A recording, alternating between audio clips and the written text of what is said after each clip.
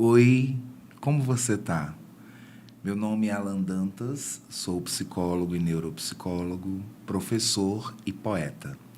E este é o podcast Pausas, um momento de conversa à sombra das nossas vivências e ao sol das urgências que tecem quem somos. Aqui você pode sentir-se à vontade, porque é assim também que estamos, sem as ordens de quem quer que seja, mas sob o olhar atento e bonito da poesia. É ela que, em nossos olhos cheios d'água, abriga a educação, a saúde e a sociedade, temas do nosso podcast. Nós somos mar e convidamos você a viver essa pausa conosco. Vamos mergulhar? E para começarmos o diálogo de hoje com uma convidada super especial, eu trago a poesia de Carmen Vasconcelos, escritora de Angicos, aqui no Rio Grande do Norte, e que desponta como um grande nome na literatura brasileira. De Carmen Vasconcelos, o poema Aprendizagem. Chego ao sol, meu pasmo é imenso, quero enfeitiçar o amanhecer. Tranço cabelos, destranco roupas, fico tramando proximidades. Guardo nesgas da noite nos poros. Trago cartas, cristais, oráculos e pulsares varados de vidência. Não me seguro em pensamentos, o mundo é coisa de sentir. Abro janelas em mim e portas, mas conservo cortinas, transparências para reter os avisos do vento. Todos os dias teço aprendizagens. Todos os dias renasço de assombro. O sol é um Deus que sabe doar-se. Meu Deus, Carmen Vasconcelos, que riqueza! A existência de Carmen é poesia pura. E é também olhando para uma existência que é poesia pura que eu recebo a nossa convidada de hoje. Ela que é professora, tem uma história linda no direito também, nos estudos em torno da sociedade, uma leitora inveterada, uma mulher que, inclusive, me fez conhecer Kazuo Ishiguro, um dos autores que eu aprendi a amar, Érica Medeiros, ou como eu gosto de chamar, Eriquinha. Bem-vinda, meu amor. Obrigada, meu amor. Estou muito feliz de estar aqui. Estava ansiosa para estar no Pausas, para conversar com você e com todos os que vão nos ouvir, nos assistir. Como é que você tá aqui agora? Lutando, resilindo, mas com janelas e portas abertas, como Carmen diz no poema dela. Porque a gente... você dizer assim que está bem sempre não é verdade. E às vezes eu entendo assim, estou bem, é uma resposta curta e que já se encerra em si mesmo ali, né? Então não dá muita margem para a pessoa se estender. Então eu entendo que às vezes a gente diz estou bem porque não está a fim de conversar sobre aquilo ou não está a fim de conversar com aquela pessoa sobre aquilo. Mas assim, a gente já é íntimo, você já sabe. Claro, claro. E aqui você sabe que você pode sentir-se, como eu disse realmente no início, à vontade. Esse lugar é nosso. Eu estou aqui, inclusive, agora, sentindo...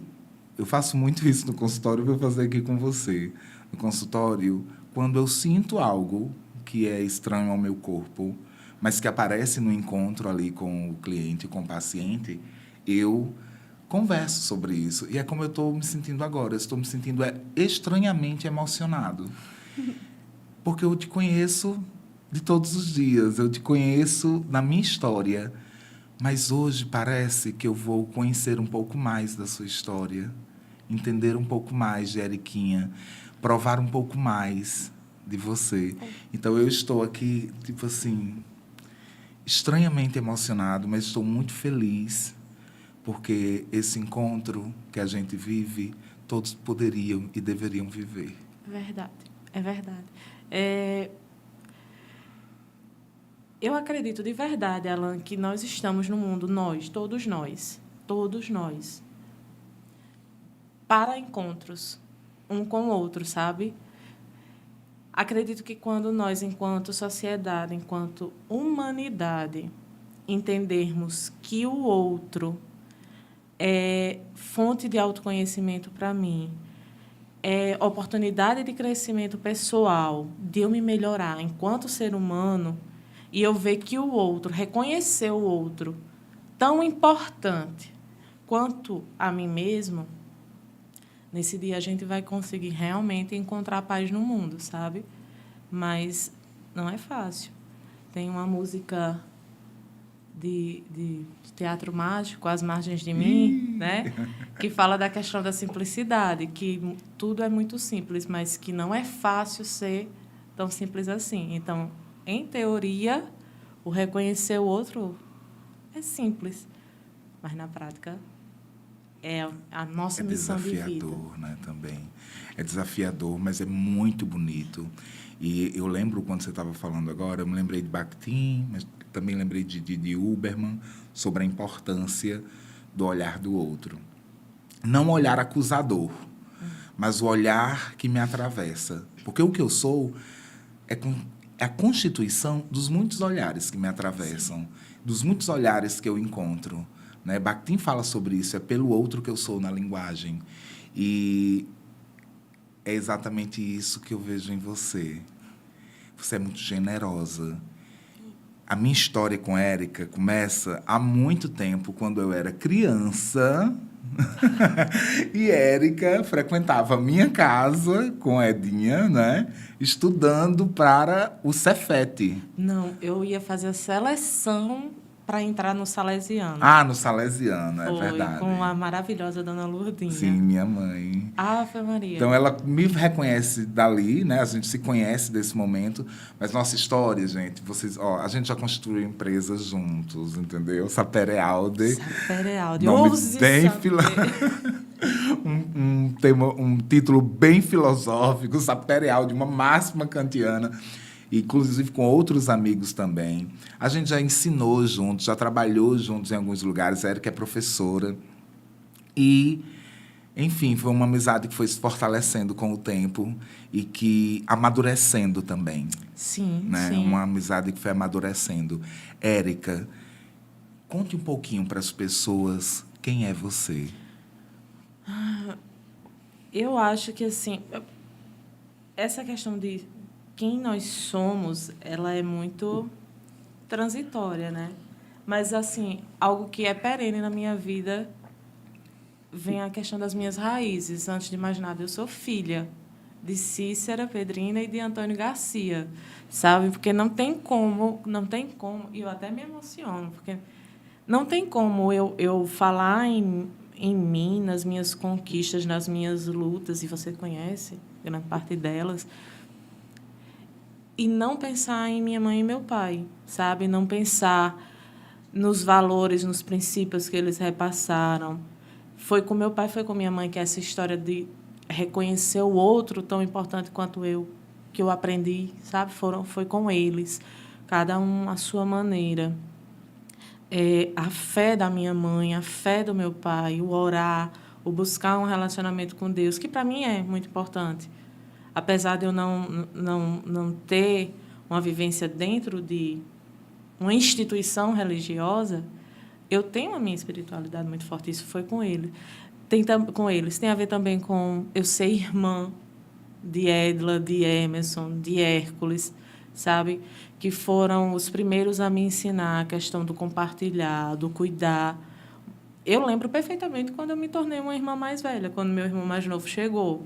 Porque eu era a mimada, né? A menor, a caçula. E aí eu tive uma outra experiência, o de cuidar, o de proteger. Então, passa por tudo isso, passa pelas amizades, passa por você, passa por vários outros amigos que me ensinam a cada dia. Mas, assim, quem sou eu posso só dizer que eu sou uma pessoa de muita fé, sabe? Uma pessoa que procuro melhorar a mim mesma diariamente. Hoje eu sou muito mais consciente, tanto das minhas qualidades quanto das minhas fragilidades, também das minhas vulnerabilidades. Então, é um processo sem volta, né? Quando você entra nesse de se autoconhecer, de entender suas questões, você entende que o eu sou, ele passa por nós somos. E isso é muito importante. E nós somos muitos, né? Você tem essa característica assim, da pluralidade. Você explora a pluralidade, porque todos nós temos, mas algumas pessoas exploram a pluralidade. Eu também exploro essa pluralidade. Eu gosto de me experimentar em muitas coisas. Érica, inclusive, gente, além de professora, advogada, né, tem um caminho no direito, também é empresária, né? Tá aí com a empresa Relicário. Foi minha irmã, no período que eu estava em tratamento oncológico, ela sabe que eu gostava disso, então ela disse, vamos tentar, tal. E aí, tá dando certo, sabe? Mas, assim, cabeça, tal, é ela. Até porque tem a questão de eu ainda estar em acompanhamento, não em virtude do câncer, mas de algumas sequelas, tal. Então, assim, realmente, a Relicário, ela veio para somar, sabe? Veio, assim, para unir a gente em torno de algo que a gente acredita, que é realizar sonhos. Então, é uma visão muito... A visão da Relicário, ela é muito bacana. Para quem não conhece, a Relicário é uma empresa de cerimonial e produção de eventos aqui em Açu, que, inclusive, foi quem fez o meu casamento. Né? Foi quem produziu tudo. E eu guardo as memórias mais bonitas possíveis. Então, essa é a visão assim, da Relicário. Por isso o nome, Relicário. Então, cada evento, seja uma formatura, seja um casamento, que a gente constrói junto com as pessoas, ele é personalizado, é trabalhado vendo as pessoas, o que elas querem, o que elas anseiam. Por isso o nome Relicário, porque a gente guarda, todos são especiais e todos ficam guardados com a gente, sabe? Dentro da nossa caixinha de bons momentos, de bons sonhos. E você tocou em um assunto que eu acredito que pode ser um tema muito importante na nossa conversa de hoje. Nós estamos no Outubro Rosa, em mês de conscientização, né, sobre a importância da prevenção do câncer de mama, que é um câncer que tem uma dominância, né, bem considerável. As mulheres diagnosticadas com câncer no Brasil, aproximadamente 30% dos casos é de câncer de mama. E nós temos mais de 66 mil novos casos por ano. Por ano. E você vivenciou isso de muito perto, né, Érica? Sim, de muito, de muito. Foi de julho de 2012 a janeiro de 2018, eu em tratamento. Então, foi um tratamento 6 anos. Foi um tratamento longo, foi um tratamento árduo. Não é fácil. Mas estou aqui, né, contando a história. E não estou só. Estou porque meus pais estiveram comigo, meus irmãos estiveram, minhas cunhadas, meus sobrinhos, meus amigos. Assim, se você me perguntar, Érica, como foi o processo? Se eu pudesse escolher, assim, vendo de um ponto de vista egoísta, lógico que ninguém quer passar por esse processo. Mas eu aprendi a entender que foi uma oportunidade. Foi uma oportunidade. Eu vinha numa vida muito corrida, muito acelerada, sem pausas. Por isso a importância. Hoje eu me reservo assim, muito bem o direito de parar. Não, agora eu não vou fazer nada, agora eu vou ler, agora eu vou, sabe? Porque eu aprendi a importância de você parar, e parar mesmo, tentar se desligar. Não é aquele parar e ficar ruminando, pensando, tenho que fazer isso, tenho que fazer aquilo. Não, é parar. Eu aprendi a, vou usar a palavra que eu está, ressignificar a minha doença. A minha doença foi uma oportunidade de eu me relacionar de forma mais profunda com a minha própria família, porque A gente sempre foi muito unido. Mas eu estava tão acelerada que eu não estava tendo tempo mesmo com a minha família. Foi a questão também de ter a oportunidade de tirar a minha vida do automático. Começar por que é que eu estou fazendo o que eu estou fazendo. Por que era que eu estava estudando tanto? Por que eu estava acordando tão cedo de madrugada para ir fazer um curso em Mossoró, para voltar, para treinar, sabe? Então, eu comecei assim a buscar significados nas minhas escolhas, nos meus atos. Por quê? Isso move meu coração, não move? E aí, o câncer também foi uma oportunidade de conhecer tanta gente bacana, sabe, Elan? Pessoas que, infelizmente, não estão aqui e que, de outra forma, eu não teria conhecido. E que eram seres, assim, tão iluminados que eu aprendi que não me interpretem mal, mas eu aprendi a ser grata pela experiência, sabe? Ninguém tem o direito de interpretar mal. Eu aprendi a ver... Sabe aquela figura que a gente costuma ver, aquelas imagens daquela flor que geralmente cresce entre a rachadura dos asfaltos? Uma florzinha resistente. Pronto. Eu aprendi... Durante o tratamento, eu via isso. O dia, por pior que fosse, por mais dor que tivesse... E, olha, eu senti muita dor, viu? Eu descobri ossos no meu corpo por conta da dor que eu sentia. Mas, todo dia, por mais difícil que ele seja, ele tem algo de bom. Como foi o processo de descoberta? Assim, no caso, você não foi câncer de mama em específico, né? Ou foi? Foi mama. Desde o início? Desde o início. Aí vem a importância. Eu tô de rosa, gente. Outubro rosa. Não foi coincidência, mas... Daí a importância do Outubro Rosa, que é justamente eu disseminar as informações, disseminar conhecimento, a questão de se bater na importância do autoexame. Mas também tem outra coisa. A gente precisa buscar profissionais especializados.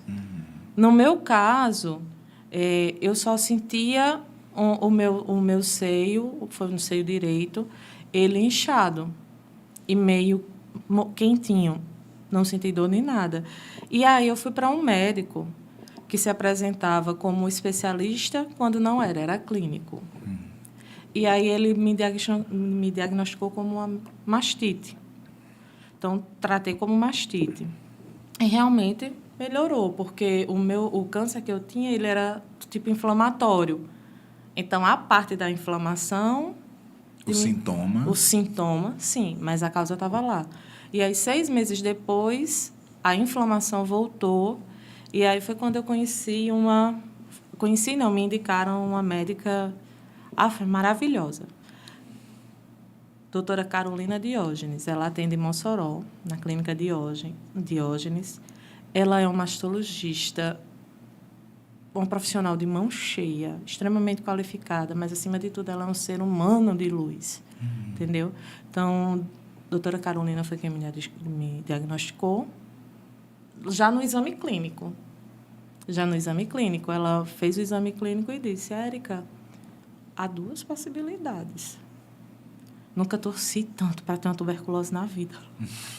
Porque ela disse que ou era uma tuberculose mamária, que foi quando eu descobri que você pode ter tuberculose em outro órgão, que não o pulmão. Também não sabia. Isso. Você contrai a tuberculose e, por algum motivo, ele não chega a se instalar no pulmão, mas instala em... Pronto. Ela disse que eu era isso ou câncer. E aí fiz todos os procedimentos, né, para biópsia e tal, e de fato. E aí caiu num tipo muito agressivo de câncer, que é o triplo positivo. O triplo positivo, ele é positivo para os hormônios femininos, o estrogênio e progesterona, e para a superexpressão do HER2, que é me perdoem se eu não estiver sendo técnica, porque eu não sou médica, mas fica à vontade, não é um gene, uma enzima, que é responsável pelo crescimento da pele humana. Então, eu tinha isso muito, uma super expressão disso. Então, o tumor que eu tive, o câncer que eu tive, era bem agressivo. Você começou hoje usando no gerúndio a resiliência, né? Você falou que está resilindo. E receber essa notícia, como foi se dispor a vivenciar todo esse processo tão longo e tão duro? Então, quando eu fiz a biópsia, que voltei, que foi confirmado o câncer, a ignorância, em alguns casos, ela é uma bênção, né? Eu era a primeira... Eu não tinha noção de tudo que eu ia enfrentar. Mas, no dia que a doutora Caroline disse, não, Érica, infelizmente, é câncer, eu só lembrei da música dos Mamonas Assassinas. Ô, Maria, tu ficaste tão... Aham. Juro, aquela musiquinha começou a tocar assim, em loop infinito na minha cabeça, sabe? Então, é muito estranho como você reage a uma notícia dessa. Quando eu vi que minha mãe e meu irmão que estavam comigo estavam chorando, aí foi que foi caindo a ficha e eu entendi a seriedade da coisa. Mas é aquilo, Alan. Nós estamos sujeitos a tudo, de bom ou de ruim. Às vezes a gente veste uma couraça que se julga distante de tudo isso, né? Como se eu nunca fosse viver. Na sua família, você já tinha casos de câncer de mama? Não, fui Não, a né? primeira. Fui a primeira. E mesmo quando há histórico, né? A gente insiste, às vezes, em vestir uma couraça, achando que não vai acontecer comigo. Mas aí a importância de nós nos reconhecermos humanos em tudo, inclusive nessa possibilidade de adoecer, de ir, como diria Susan Sontag, né? Para a zona noturna da vida. A doença, para Susan Sontag, eu não sei se o nome dela, se a pronúncia é Sontag ou é Sontag, mas enfim, ela tem um livro chamado A Doença como Metáfora. E ela traz uma reflexão sobre a doença como a zona noturna da vida. Você vivenciou essa doença dessa forma? Você percebe que foi, sim, um momento de se recolher? Não, mas assim, foi a minha experiência. Sim. Outras pessoas, sim. Alan, minha vida sempre foi tão boa, eu sempre fui tão abençoada com a família que eu tenho, com os amigos que eu tenho, com as oportunidades que eu tive na vida. Muitas eu aproveitei, outras não, por medo, às vezes por não ser o momento, até por imaturidade. Mas eu não tenho como reclamar da minha vida.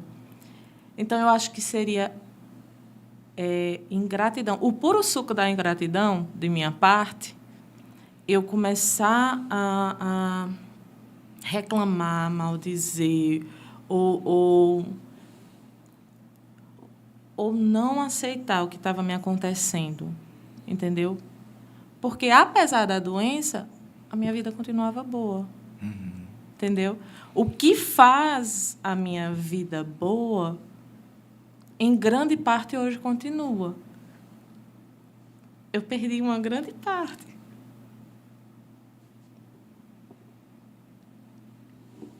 Por isso que eu digo que eu estou resilindo. Desculpe. Fica à vontade. E aí eu acabo falando de outra dor, porque o que eu perdi foi minha mãe. E é uma dor que eu sei que você conhece. Então, não foi só a doença, o câncer. E vamos aprender, gente, a dar nome às coisas. Sim. Quando a gente dá nome, as coisas elas deixam de ser tão ameaçadoras. Culturalmente, inclusive, o câncer sempre foi uma palavra maldita, né? Dentro das casas, dentro das pessoas. Não se utilizava-se CA, né? E muitas pessoas evitavam diziam aquela doença. Aquela doença. Mas é muito importante que a gente consiga olhar para as coisas, né? Sim, para isso, para tudo, de bom e de ruim que acontece na nossa vida. Porque a vida, ela tem essa beleza, né? Ela nos ensina. Ora a gente está no que acha que é o nosso ápice. Ai, sou o dono do mundo, porque está tudo dando certo, tudo se encaixando, a gente realizando nossos sonhos. E o engraçado é que quando eu fui diagnosticada, é o meu que estava nessa fase, sabe? Conhecendo os lugares que queria, vivendo, sabe? E aí vem a vida e diz, não, peraí, que agora você já precisa outra lição, precisa aprender outra lição, outra coisa. E é isso, é de ir aprendendo mesmo. Quando eu digo, não, eu tive câncer, as pessoas às vezes querem conversar comigo e fiquem à vontade, viu? Eu não tenho o menor problema de falar sobre o câncer, sobre a minha mastectomia, sobre a histerectomia que eu precisei fazer. Lógico que tem algumas coisas que ainda me impactam, mas eu falo. Se uma pessoa chegar e conversar... Agora, sim, a gente aprende a distinguir o que é a pessoa que busca a informação Sim, sim. daquela que vem por curiosidade, sabe? Então, até para isso, a gente precisa ter a maturidade para diferenciar. Porque a gente não está aqui para satisfazer a curiosidade do outro.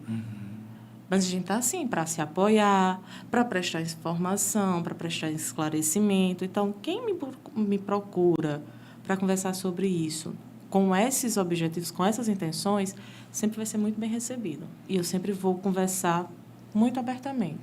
Durante o seu tratamento, você fez quimioterapia? Quimioterapia, radioterapia, hormonioterapia e terapia-alvo, com uma medicação que tinha acabado de ser lançada, o TDM1. Kadcyla é o nome comercial, TDM1, eu acho, mas o comercial, o nome é Kadcyla. E esses tratamentos, nós sabemos assim que muitos deles são bastante invasivos, né? E acabam também nos fazendo olhar para o corpo e sentir no corpo todo o Sim, principalmente a quimioterapia. seu risco. Principalmente a quimioterapia. A quimioterapia, ela é uma faca de dois gumes, assim. Porque, ao mesmo tempo que você está tomando, precisa tomar para sobreviver, para se curar, ela também acaba, em muitos casos, não são todos, porque lembrando que as reações, elas variam de organismo para organismo, de pessoa a pessoa. Por isso que eu não ficava assim, procurando, o que você sentiu, porque variava. Eu tomei uma medicação chamada Taxol. Foi uma quimioterapia que eu fiz uso. Foi uma das que me causou as mais fortes reações adversas. Que feriu, machucou a mão, as mãos, os pés, enfim. Mas tinha uma colega minha que passou pelo Taxol e, graças a Deus, não sentiu nada. Então, varia muito. Agora, o que é importante? Você sempre conversar com o seu médico. Entender qual é o tipo de câncer que você tem. O tipo mesmo. É um carcinoma, o meu era um carcinoma ductal invasivo, triplo positivo. Você entender o que isso significa e sempre conversar com o seu médico. Por que está sendo passada aquela medicação? Qual o efeito esperado? Quais as reações que podem vir? Por quê? Você sente uma dor e você sabe que o quê? Não, é a medicação? É a químio? Você já vai entendendo. Então, você começa a ter uma maior autonomia dentro do seu tratamento, porque você entende o que está acontecendo, o que está sendo feito. Então, isso dá uma segurança muito boa. Conhecer é imperioso, né? Sim. E eu, por outro lado, também entendo quem escolhe não saber. Eu também entendo. Porque a gente lida com aquilo que está pronto para lidar naquele momento. Então, é aquilo. Assim como as reações variam, as reações dos medicamentos variam de organismo a organismo, as reações ao câncer, ao tratamento, a como lidar, varia de pessoa para pessoa. O ficar careca, para mim, não foi problema. Porque eu comecei a aproveitar. E quando eu perdi o cabelo, o meu cabelo estava imenso. Né? E eu já saí de lá quando disseram, não, Érica, vai ficar careca, vai cair. Com 15 dias cai. E caiu. Eu já saí da primeira quimio e fui para o salão cortar o cabelo. Cortei, aproveitei. Mas aí eu escolhi, Alan, não tornar mais difícil o que já era muito difícil. Eu sabia que eu podia não escapar. Então, para que impor a minha família, aos meus amigos, uma carga além do que já era muito pesado. Então, eu escolhi encarar o câncer como sempre foi tudo encarado lá em casa. Com sorriso, com leveza, com gratidão, com fé. Às vezes até exagerava, porque eu lembro que em alguns momentos, assim, a Eriquinha, brincando, né, usava o câncer como desculpa para o que ela não queria fazer. Né? E eu disse, mulher, ela tenha vergonha. Ela fez, eu não posso, eu tenho câncer. Para alguma coisa eu tive que servir, né? Eriquinha, você falou agora, tocou num assunto, num tema muito importante, que é esse suporte emocional. Para além do apoio emocional de sua família, que a gente sabe aí o quanto é fundamental no tratamento e no cuidado. E a sua família em específico sempre foi, né? Muito. De se defenderem, de se cuidarem. Muito. Mas, para além do apoio emocional da família, você recebeu durante esse tempo, né? As pessoas que são acometidas com câncer e que iniciam um tratamento, elas têm ali um suporte psicológico? Sim, sim. Eu fiz... O meu tratamento ele foi todo na Liga contra o Câncer. Sim. Então, eu fazia minhas aplicações de quimioterapia no SECAM. E lá no SECAM, como eu acredito que é em todos os outros centros de tratamento oncológico, você tem acesso a uma equipe multidisciplinar que vai acompanhar o paciente. Tem nutricionista, tem psicólogo, tem as enfermeiras, tem dentista, porque as quimioterapias podem afetar, sim, a questão dos dentes, da saúde bucal, pode sim. Então, tem todo... E, principalmente, dependendo de qual câncer seja e em qual área seja.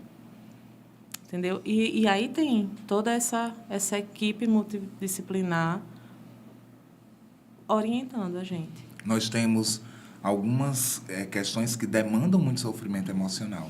Não apenas a descoberta da doença, do estar doente, mas as reações adversas ao tratamento, sim, né?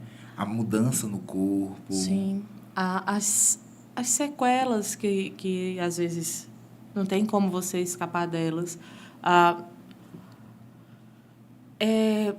Eu fico mais à vontade de falar do meu caso. Sim, sim. Então, eu vou usar, não por nada, porque é a minha história, eu tenho liberdade de falar. Não vou usar a realidade das outras pessoas.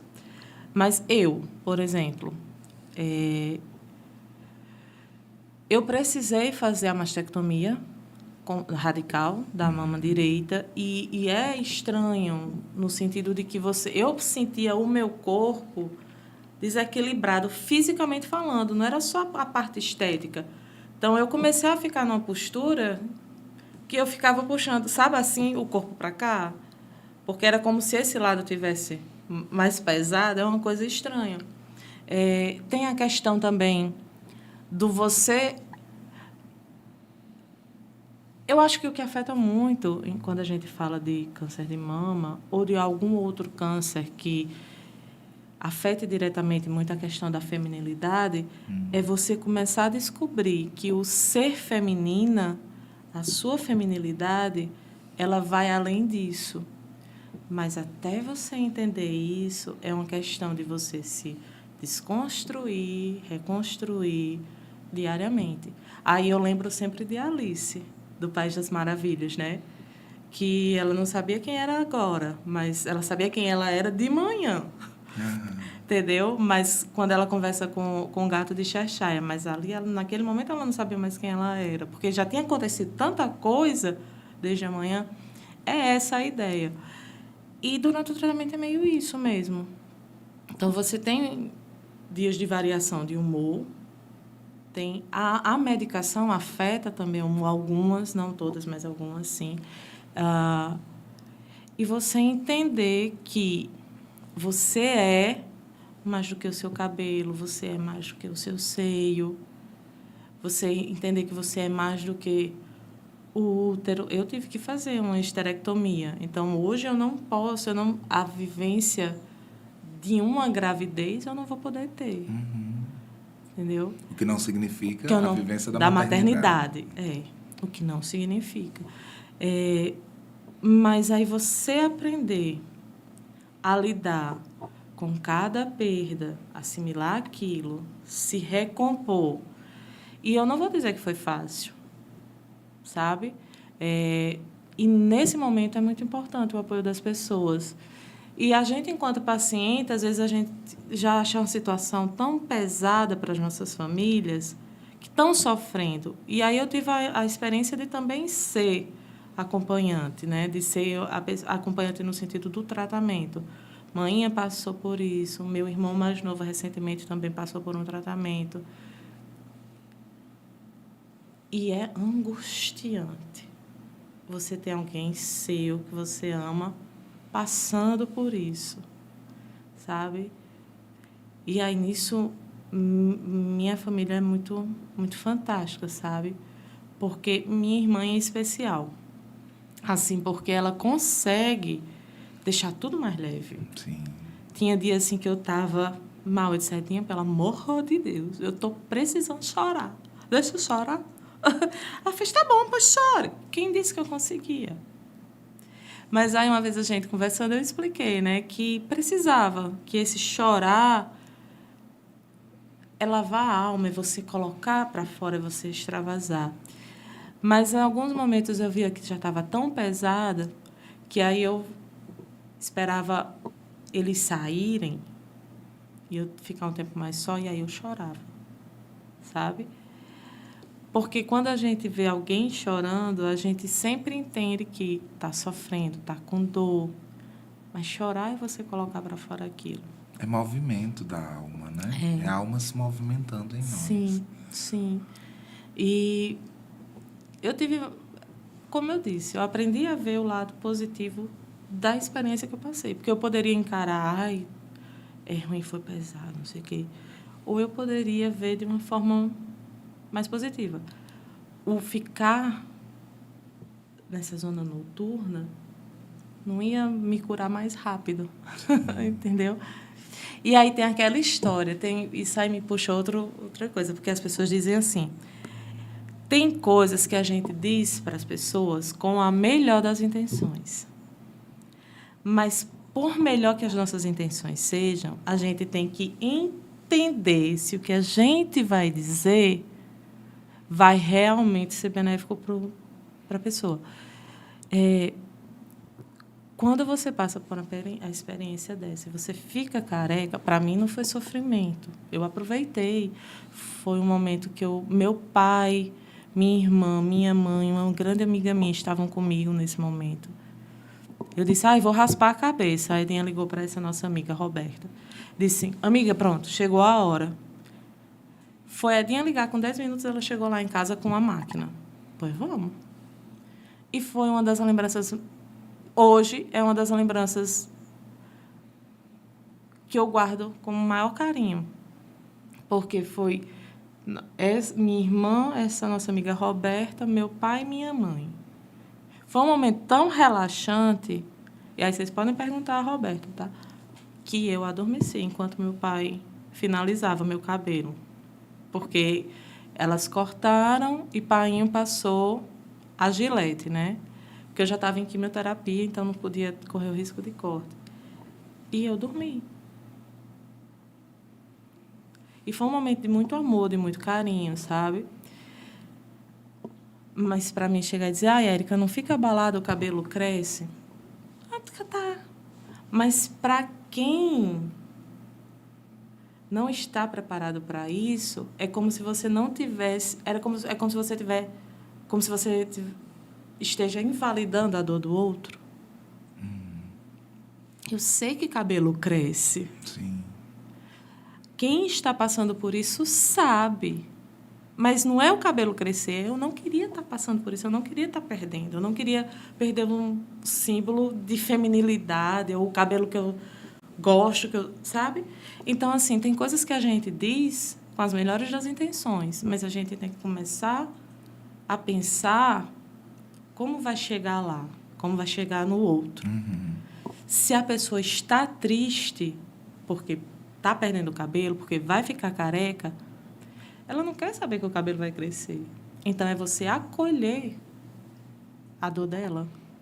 Porque quando eu digo mulher cresce, eu estou dizendo, olha, você não tem porquê, tá? Estou invalidando a dor do outro. E aí eu acho que não é por aí. O sentir, ele é muito particular. O que dói em você não dói em mim. Ou talvez o que doa em você doa muito mais em mim, me afeta muito mais. Sim. Mas só quem pode dizer o quanto me dói sou eu. Até porque só você ocupa esse corpo, só você conhece a sua própria história. O que a gente conta da nossa história, na verdade, já é um pedaço dela, né? Já é um grande recorte. Mas, nesse tempo, assim, como foi a Keriquinha leitora aconteceu? Você lembra de alguma obra durante esse acompanhamento que foi porto para você? Sempre. Eu amo fantasia. Sim. Me julguem. Mas eu amo fantasia. E acho que, assim, na nossa região tende a ser tende a ser subestimado o gênero fantasia. Pois é. E eu aproveitar esse gancho rapidinho, porque eu lembrei que uma escritora açuense, chama Asta Varela. Vocês vão ouvir muito o nome dela muito em breve, mas ela tem uma obra... Essa primeira obra é de literatura sáfica, mas ela tem uma obra a que vai ser lançada logo em breve. É o Nós Caímos, mas ela tem uma obra, que eu não sei nem se eu posso falar aqui o nome da obra, acho que não, mas que eu já pude ler um trechinho, assim, um pouquinho, ou ver a estrutura, somos chamados de Sangue. E essa obra é de fantasia e é incrível. Então, em breve, a gente vai poder ler também fantasia pelas letras de uma açuense. Mas vamos voltar para cá. Então, é um dos meus gêneros preferidos. E aí eu sou fã de Tolkien. Fã. Tolkien, o autor do Senhor dos Anéis. Isso.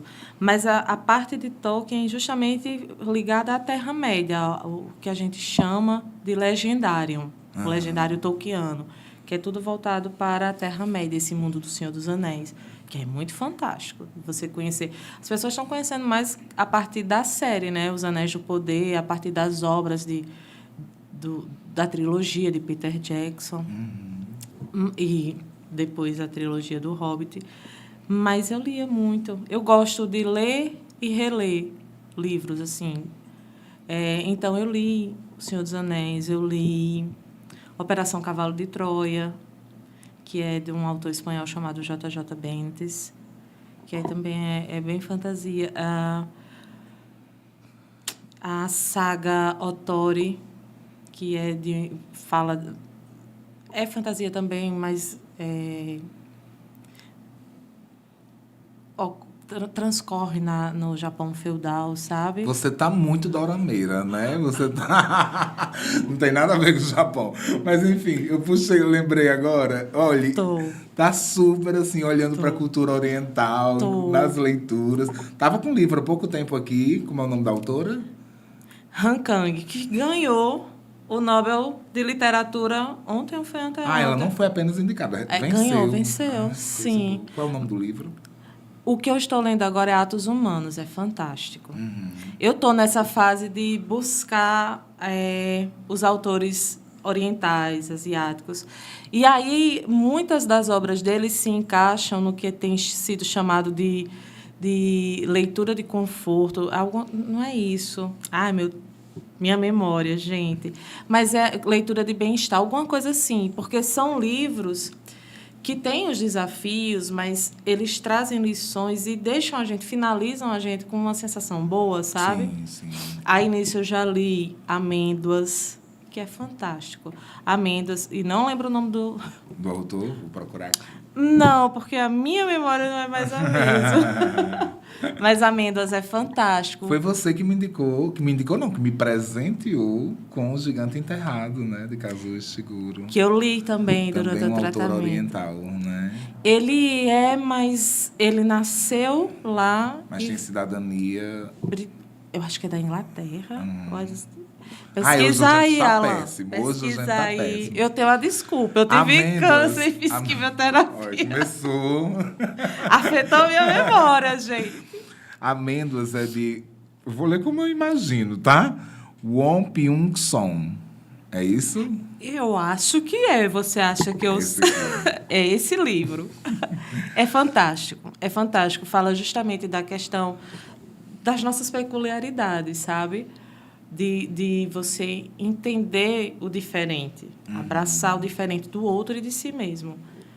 Isso é muito fantástico.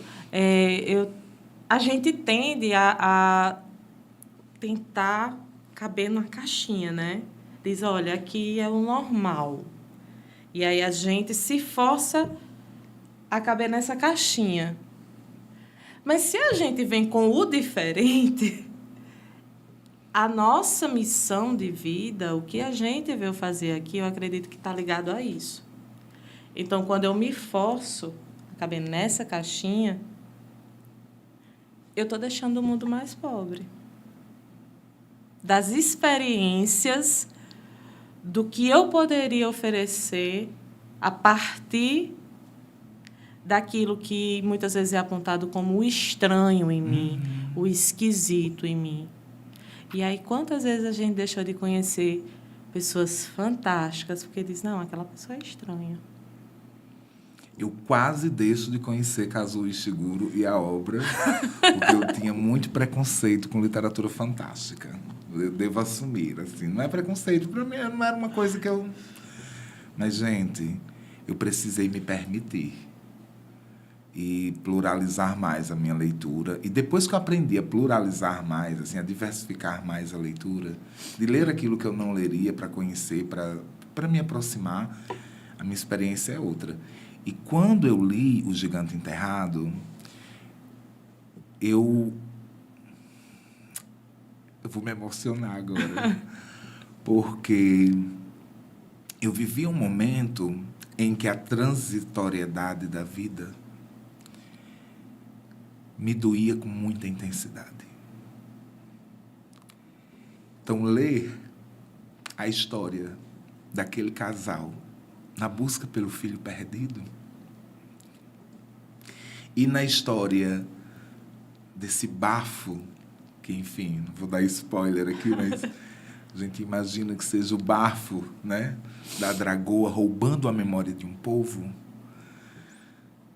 Isso me prendeu não, me reteve, né? Me fez companhia e foi extremamente importante para eu lidar com a memória, para eu lidar com a saudade, para eu lidar com o bafo da dragoa querendo apagar algumas coisas em mim pela minha voz, mas que, por meio do luto, mas que para mim eram essenciais serem lembradas.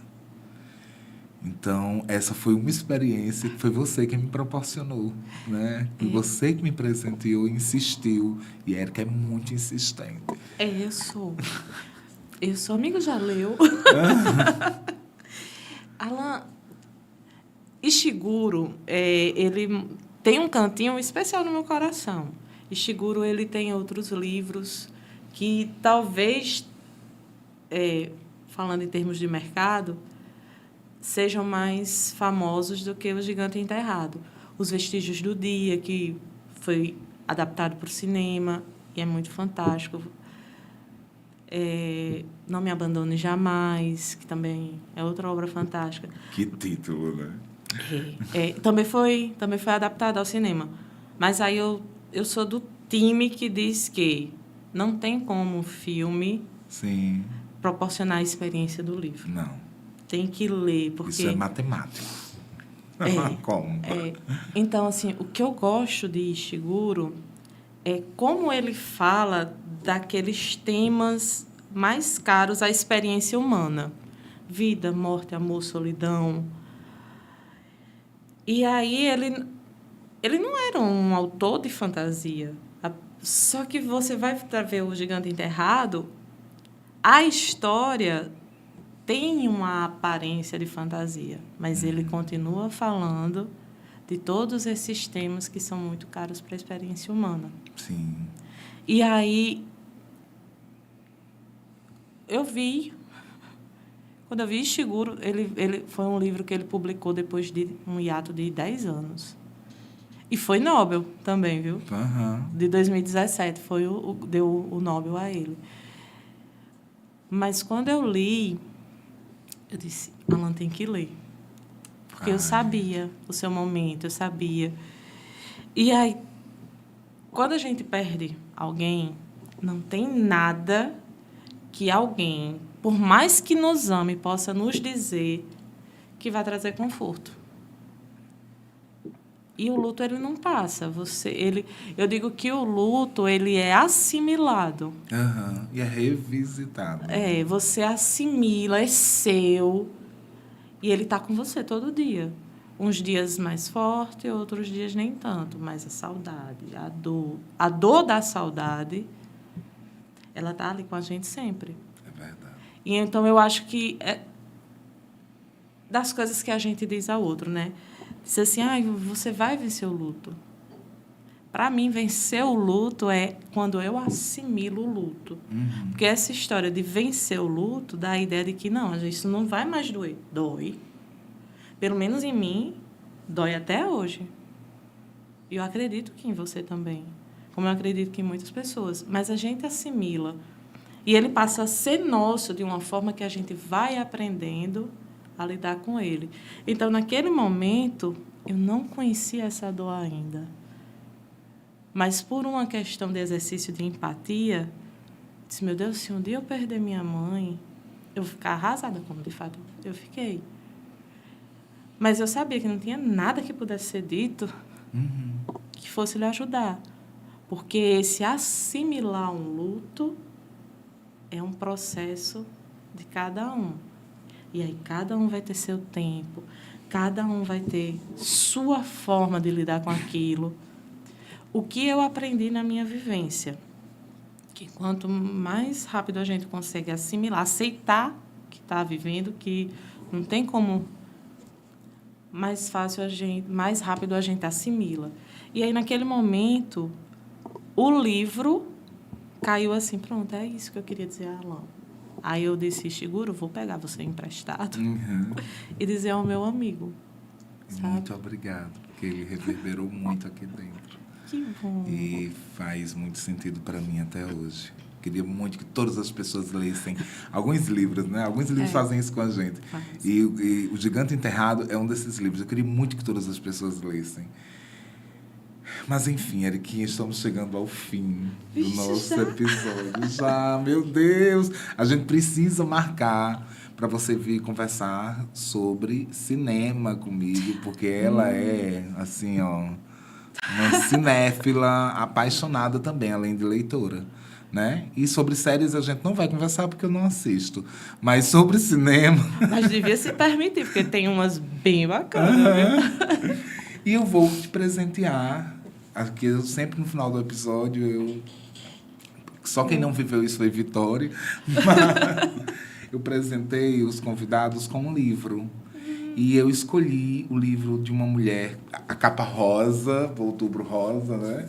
Mas eu escolhi o livro de uma autora nacional incrível, uma mulher cuja voz continua sendo secretamente ouvida, que é a Hilda Hilst.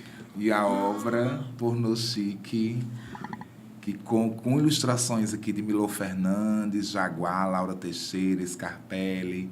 Também há aqui a entrevista a Caio Fernando Abreu, que eu sei que é um autor também que você tem aí um afetinho. Tem, Morangos Mofados. Sim, então, ó, leia, viva esse momento de Hilda também. E como eu coloquei na dedicatória, que a leitura de Hilda faça festa aí dentro. Ai, fará. Eu quero agradecer, Alan. Eu estava, assim, extremamente nervosa, você sabe. Mas eu acho que tudo na vida acontece, assim, no momento certo. Como foi nosso encontro hoje? E eu queria que você me ajudasse com uma coisa. Tem uma citação de Carl Sagan que eu acho muito fantástico. E eu queria me despedir de você hoje, né? Mas a gente sabe que a despedida é só até ali. Quero carona para ir para cá. Então, a despedida e também de quem está nos ouvindo, nos assistindo. Porque eu acho que de tudo que a gente conversou hoje, o que fica é a questão da importância do outro. Sim. Da minha importância para o outro e da importância do outro para mim.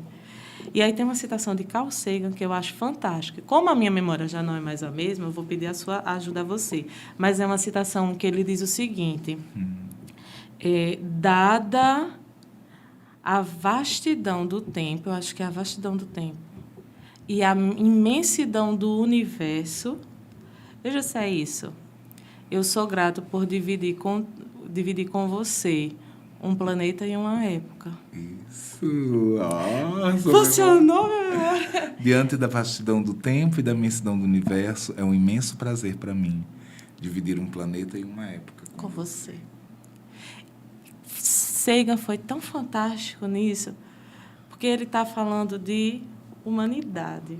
Então, assim, quando a gente entende que não somos nós e eles, que só existe nós, todos, eu acho que se a gente começa a entender essa ideia de Sagan, a gente começa a caminhar numa direção de uma sociedade melhor, de uma humanidade melhor.